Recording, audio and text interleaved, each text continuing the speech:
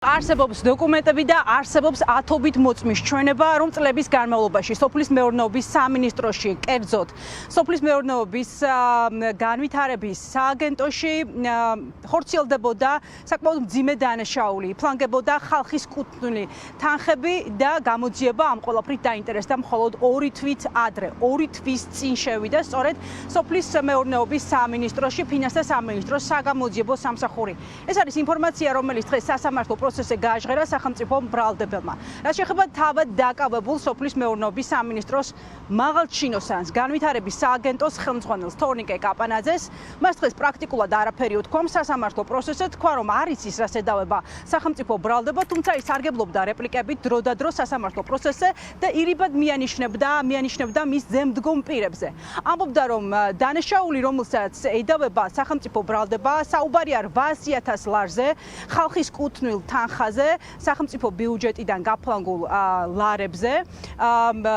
ის დოკუმენტებს და სახელმწიფო მბრალდება ამტკიცებს, რომ თორნიკე კაპანაძე აყალბებდა დოკუმენტებს 12 პირთან ერთად, მის თანამზრახველებთან ერთად, მათ შორის სოფლის მეურნეობის სამინისტროს ყოფილ თანამშრომელთან ერთად, რომლის შედეგადაც მიიღო ამ რაოდენობის თანხა, მან საბოლოოდ გაფლანგა. თორნიკე კაპანაძე ამბობდა, რომ ის ამ ყველაფერს ვერ გააკეთებდა მისი ზემდგომი პირებისგან დამოუკიდებლად. ისაც და მისი ადვოკატიც მიანიშნებდნენ იმაზე, რომ მის მიერ სავარაუდოდ გაყალბებული დოკუმენტები გადიოდა შემოწმებას მის ზემდგომთან, მის კურატორთან და კურატორის ზემდგომი იყო უკვე სოფლის მეურნეობის მაშინდელი მინისტრი, საუბარია ოთარ შამუგიაზე და ასევე მისი ერთ-ერთი მოადგილე. საინტერესოა ახლა დაინტერესდება თუ არა ამ ორი პირით გამოძიება. დღეს საგამოძიებო უწყების წარმომადგენელს არაფერი უთქვამს, გამოკითხეს თუ არა მაშინდელი მინისტრი ოთარ შამუგია ან მისი მოადგილე ან კურატორი, რომელსაც თორნიკე კაპანაძე ასახელებდა სასამართლო პროცესზე. ამ ეტაპზე დაკავებულია 13 პირი თორნიკე კაპანაძის ჩათვლით. გამოძიება გრძელდება და მიმდინარეობს სრულად ყოველმხრივ და ობიექტურად, რაც მე უკვე მოგახსენეთ და შესაბამისად დასაბუთებული ვარაუდის სტანდარტის საკმარისი მტკიცებულების მოპოვების შემთხვევაში გადაწყვეტილება იქნება მიღებული შესაბამის პირთა მიმართ.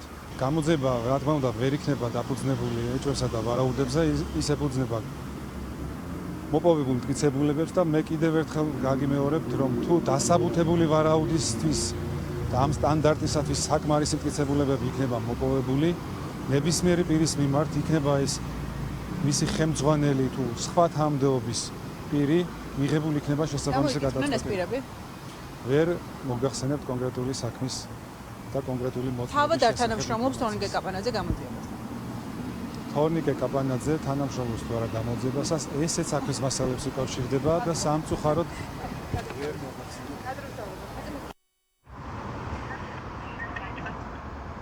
სოფლის მეურნეობის დაკავებული მაღალჩინოსანი, რომელსაც ათასობით ლარის გაფლანგვას მითვისებას ედავება სახელმწიფო.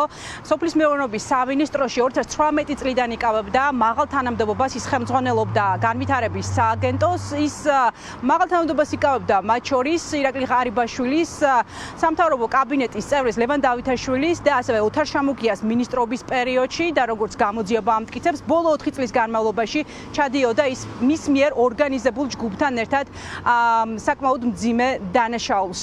როგორ აწერდა ხელს დოკუმენტებს, როგორ ჩადიოდა დანაშაულს დამოუკიდებლად ის მის მეგობრებთან ერთად, ეს არის მთავარი კითხვა, რომელიც ჩვენ გამოძიებას დაუსვით, თუმცა სახელმწიფო მბრალდებელმა არ გამორიცხა ჩვენთან საუბარში, რომ სოფლის მეურნეობის სამინისტროში კვლავ არიან შესრულები, ფინანსთა სამინისტროს საგამოძიებო სამსახურის წარმომადგენლები ახლაც სწავლობენ, ახლაც კითხავენ იქ ათობით ადამიანს, მიმდინარეობს კვლავ გამოძიება და არ გამორიცხა, რომ შესაძლოა დამნაშავე პირთა წრე გაფართოვდეს. ვინ იქნება შემდგომი, ვისაც ხელბორტკილს დაადებს? სახელმწიფო მბრალდებელი ჯერჯერობით არის უცნობი, თუმცა როგორც გითხარით, მთელი პროცესის განმავლობაში დაკავებული პირის ადვოკატი მიანიშნებდა იმაზე, რომ სოფლის მეურნეობის სამინისტროს მაღალჩინოსანს ყავდა ზემდგომები, ეს იყო მისი კურატორი, მინისტრი და მოადგილე. დღეს ახლად დანიშნულმა მინისტრმა დავით სონღულაშვილმაც არ გამორიცხა, რომ შესაძლოა მის წინამორბედს დაადონ ხელბორტკილი მინიმუმ სამსახურეობრივი გულგრილობის მუხლით. თუ ვინმე საუბრობ წაუყენებენ ბრალს, შესაბამისად დააკავებენ. ანუ არაფერს გამორიცხავთ. ვერაფერს ვერ გეუბნებით. გამოძიებას გასცემს ყველა პასუხს. თქვენ ხომ ხელმძღვანელობთ? ხომ ხართ ხელმძღვანელი მინისტრი ხართ? აი თქვენს გარეშე ვინმე კონკრეტულად ამ დანაშაულს რამდენი ადამიანი მუშაობს იცით სამინისტროში? რამდენი? იცით, რამდენი, აბა რამდენი? თქვენი თქვენი აზრით ხარით? გარემოს დაცვასა და სოფლის მეურნეობაში სამინისტროში მუშაობს რამდენიმე 1000 ადამიანი. ხას ვინ აწევს შესაბამისად ყველას თავისი ვერ გეტყვით რამდენიმე 1000 ადამიანს აქვს თუ არა შესაძლებლობა რომ მინისტრის გარეშე მიიღოს გადაწყვეტილება, ცხადია აქვს. სამწუხაროდ თქვენ ცდილობთ რომ რაღაცნაირად დაძაბოთ და დაასტრესოთ გარემო, რომელიც არ გამოგივათ. ამიტომ გილოცავთ დევანდელად. ბიუჯეტიდან გაფლანგულია და მითვისებულია მილიონობით ლარი. გაფლანგულდა. ვისი ამონდა დედოფლის წყალში? ბატონო დავით. თქვენი ვიზაც, სამინისტროდან ნახეთ როგორ არის. გაიგონდა ხალხის ფული. შესაბამისად, დაკავებული არის ხალხი უკვე, აქედან გავამდინარე, თუ კიდე ვინმე იქნება დასაკავებელი, იმასაც დააკავებენ. თუ არ იქნება, არ დააკავებენ.